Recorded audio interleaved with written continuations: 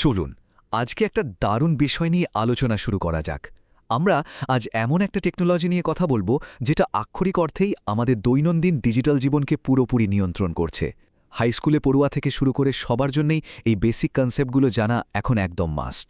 কারণ এআই বা কৃত্রিম বুদ্ধিমত্তা এখন আর শুধু সায়েন্স ফিকশন মুভির কোনো জিনিস নেই, বরং এটা সারাক্ষণ আমাদের হাতের মুঠোয় থাকা স্মার্টফোনের ভেতরেই বসে আছে। সোশ্যাল মিডিয়া বা ভিডিও ফিড স্ক্রোল করার সময় কখনো কি মনে হয়েছে যে আরে ঠিক এই টাইপের ভিডিওটাই তো আমি দেখতে যাচ্ছিলাম, মনে হয় যেন কোনো জাদুমন্ত্র চলছে, তাই না? কিন্তু সত্যি বলতে এর পেছনে কোনো জাদু নেই। এখানে কাজ করছে ভীষণ গোছানো আর সুশৃঙ্খল একটা সিস্টেম। তো আমাদের প্রথম পর্ব বাস্তব জগতে এআই। চলুন দেখে নিই প্রতিদিনের জীবনে এই কৃত্রিম বুদ্ধিমত্তার বৃহত্তর প্রয়োগগুলো আসলে ঠিক কেমন। আমাদের চারপাশের খুব পরিচিত কিছু টুলের দিকে তাকালেই ব্যাপারটা ক্লিয়ার হয়ে যাবে। স্কুলের অ্যাসাইনমেন্টের জন্য পারপ্লেক্সিটির মতো অ্যাডভান্সড সার্চ ইঞ্জিন ব্যবহার করা, কিংবা ছুটির দিনে নেটফ্লিক্স বা ইউটিউবে একদম পারফেক্ট একটা মুভি বা ভিডিও খুঁজে পাওয়া, এই সবই কিন্তু এআই এর কাজ। আর সিরি বা অ্যালেক্সার মতো ভার্চুয়াল অ্যাসিস্ট্যান্টদের কথা তো না বললেই নয়। এরা সবাই আমাদের কাজগুলোকে সহজ করতে অত্যন্ত জটিল কিছু সিস্টেমের উপর নির্ভর করে। এবার আসি পর্ব 2, এআই এর নেস্টিং ডল। এই টুলগুলো ঠিক কিভাবে কাজ করে সেটা সত্যিকার অর্থে বুঝতে হলে আমাদের কিছু টার্ম সহজভাবে বুঝতে হবে। আর এর জন্য নেস্টিং ডল বা একটা পুতুলের ভেতরে আরেকটা পুতুল থাকার মজাদার কনসেপ্টটা ব্যবহার করা যেতে পারে। এই অ্যানালজিতে একেবারে বাইরের সবচেয়ে বড় পুতুলটি হল স্বয়ং এআই বা কৃত্রিম বুদ্ধিমত্তা।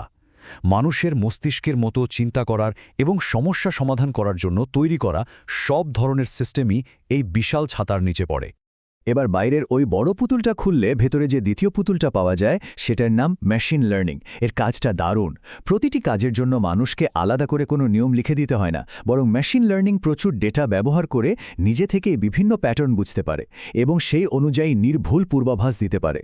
মেশিন লার্নিংয়ের পুতুলটা খুললে এর ভেতরে আমরা পাব ডিপ লার্নিং। এটা আসলে মেশিন লার্নিংয়েরই একটা স্পেশাল উপশাখা।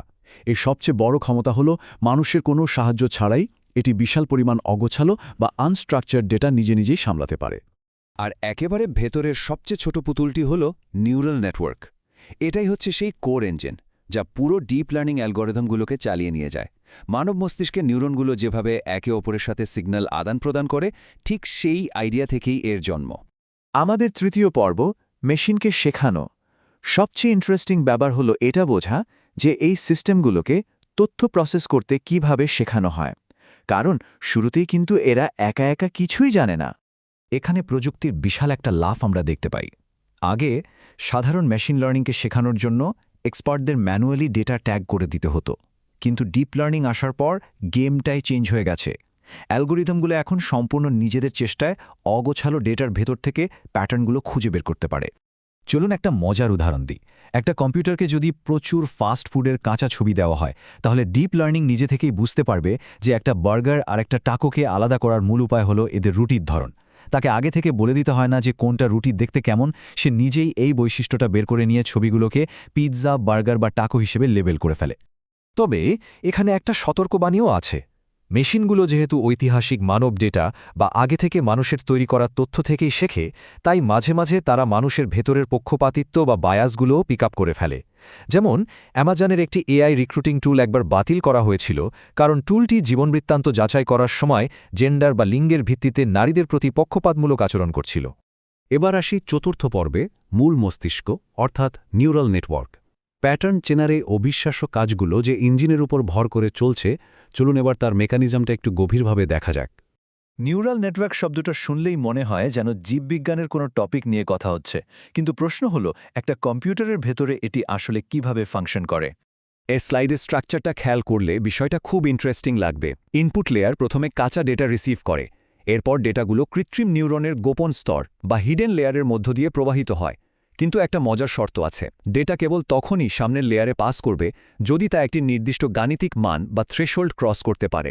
এর পাশাপাশি বিভিন্ন ওজন বা ওয়েটসের উপর ভিত্তি করে ঠিক করা হয় কোন ডেটা কতটা গুরুত্বপূর্ণ, আর সবশেষে আউটপুট লেয়ার তার চূড়ান্ত ফলাফল আমাদের সামনে তুলে ধরে। চলে এলাম আমাদের পঞ্চম এবং শেষ পর্বে, জেনারেটিভ এআই এবং ভবিষ্যৎ। এতক্ষণ নিউরাল নেটওয়ার্কের যে ধারণাগুলো জানলাম, সেগুলোই মূলত আজকের দিনে প্রযুক্তিগুলোর সবচেয়ে আধুনিক সংস্করণের ভিত্তি তৈরি করেছে। আজকালকার স্টুডেন্ট থেকে শুরু করে প্রফেশনালরা এর উপর দারুণভাবে নির্ভরশীল। ট্র্যাডিশনাল সার্চ ইঞ্জিনগুলো আগে শুধু কিওয়ার্ড মিলিয়ে কিছু ওয়েবসাইটের লিঙ্ক ধরিয়ে দিত, কিন্তু জেনারেটিভ এআই একদমই অন্য লেভেলের। আধুনিক জেনারেটিভ এআই এই গভীর নিউরাল নেটওয়ার্কগুলো ব্যবহার করে সম্পূর্ণ নতুন টেক্সট তৈরি করতে পারে। পারপ্লেক্সিটির মতো টুলগুলো বিভিন্ন সোর্স সিনথেসাইজ করে সরাসরি উত্তর দেয়। আবার রানওয়ের মতো টুল ব্যবহার করে একেবারে নতুন ভিডিও ক্লিপ জেনারেট করা সম্ভব। অর্থাৎ এরা শুধু খুঁজছে না, এরা নতুন কিছু সৃষ্টি করছে। আজকের এই বিশ্লেষণটি শেষ করার আগে চলুন একটা বিষয় নিয়ে একটু ভাবি। এই নেস্টিং সিস্টেমগুলো শুধু মানুষের দেওয়া আজ করাই নয়, বরং স্বাধীনভাবে জটিল সব সিদ্ধান্ত নেওয়ার ক্ষেত্রেও আরও বেশি পারদর্শী হয়ে উঠছে। তাহলে এমন একটি এআই চালিত পৃথিবীতে মানুষের নিজস্ব বুদ্ধিমত্তা আর সৃজনশীলতার ভূমিকা ভবিষ্যতে ঠিক কেমন হবে, এই প্রশ্নটাই বরং সবার ভাবনার জন্য রেখে দিলাম।